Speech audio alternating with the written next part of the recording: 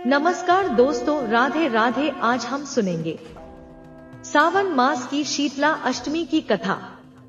सावन कृष्ण अष्टमी को व्रती स्त्रियां शीतला माता का व्रत करती हैं। एक दिन पहले शुद्ध सात्विक भोजन बना लिया जाता है, जिसे बासौरा कहते हैं। पूड़ी, हलवा, चना, दही, इमली की चटनी आदि। अगले दिन माता को यह बासी भोजन अर्पित कर ठंडा भोजन ही ग्रहण किया जाता है। नीम की पत्तियों से पूजन होता है, क्योंकि नीम रोग निवारक मानी जाती है। गधे की पूजा विशेष रूप से की जाती है, क्योंकि शीतला माता उसकी सवारी करती है। सावन मास भगवान शिव की पूजा के लिए अत्यंत पावन माना जाता है, परंतु बहुत कम लोग जानते हैं कि सावन माह में आने वाली कृष्ण पक्ष की अष्टमी तिथि को शीतला माता की विशेष पूजा भी की जाती है। इस दिन माता शीतला की पूजा करके घर परिवार को रोगों से सुरक्षित रखने का संकल्प लिया जाता है। यह परंपरा विशेष रूप से उन क्षेत्रों में अधिक प्रचलित है जहां मानसून के दौरान बच्चों में फोड़े, फुंसी, चेचक और अन्य संक्रमण जनित रोग फैलते हैं। अब सुनते हैं शीतला माता की कथा। बहुत समय पहले की बात है। कुंडलपुर नामक एक नगर में एक महिला रहती थी। नाम था सौभाग्यवती। वह अत्यंत धर्मपरायण, पतिपरायणा और माता शीतला की उपासिका थी। वर्ष भर माता की सेवा में लगी रहती। हर अष्टमी को वह माता का व्रत करती, बासी भोजन अर्पित करती और नीम पत्रों से पूजन करती। लेकिन सावन मास की एक अष्टमी को गांव की अन्य स्त्रियों ने उसका मजाक उड़ाया। सावन में तो हर जगह गीला और नमी रहती है, तू बासी खाना क्यों खा रही है? रोग हो जाएगा। सौभाग्यवती ने कहा, नहीं बहनों, शीतला माता को बासी भोजन ही प्रिय है। इस अष्टमी को भी मैं वही करूंगी, क्योंकि सावन में वर्षा और गर्मी के कारण संक्रामक रोग अधिक फैलते हैं। यही समय माता की कृपा पाने। राजा शूरसेन ने यह देखा। उसे भी सौभाग्यवती की बात पर संदेह हुआ। उसने अपने रसोई घर में आदेश दिया कि आज ताजे पकवान बनाकर माता को चढ़ाए जाए। बासी भोजन को अपवित्र मानकर रसोइयों को दंड भी दिया। रात में जब राजा सोया तो उसे एक भयानक सपना आया। शीतला माता गुस्से में प्रकट हुई। हे राजा, तूने मेरी पूजा विधि का अपमान किया है। सावन मास में जब रोगों का प्रभाव अत्यधिक होता है, तब मैं ही उन रोगों से रक्षा करती हूँ। बासी भोजन और नीम पत्र से मैं प्रसन्न होती हूँ, वह मेरा विधान है। तुमने उसे तोड़ा है, अब दंड भुगत। सुबह होते ही राजा के महल में हाहाकार मच गया।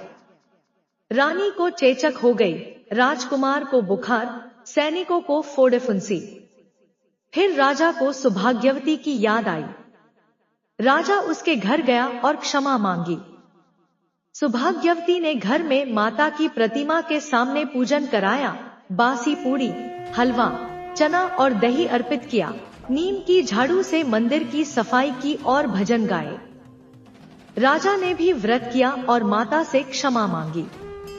उसी रात फिर माता स्वप्न में आई और कहा, राजन, अब तूने सच्चे मन से मेरी शरण ली है। सावन की अष्टमी को मेरी पूजा करके तूने रोगों का अंत किया है। अब तेरे राज्य में कोई महामारी नहीं फैलेगी। सुबह होते ही सब लोग स्वस्थ हो गए। पूरे नगर में शीतला माता के जयकारे गूंज उठे।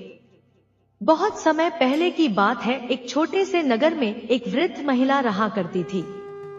वह बहुत ही श्रद्धालु और धार्मिक स्वभाव की थी। उसका नाम था भक्तिन मंगली। मंगली देवी को शीतला माता पर अटूट श्रद्धा थी।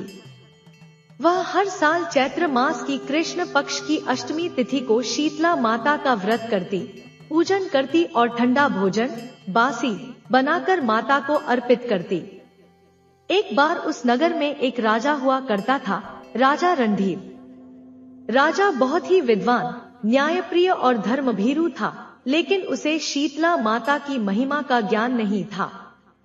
उसके महल में जब चेचक की महामारी फैली तो कई सेवक, रानियां और यहाँ तक कि राजकुमार तक रोगग्रस्त हो गए।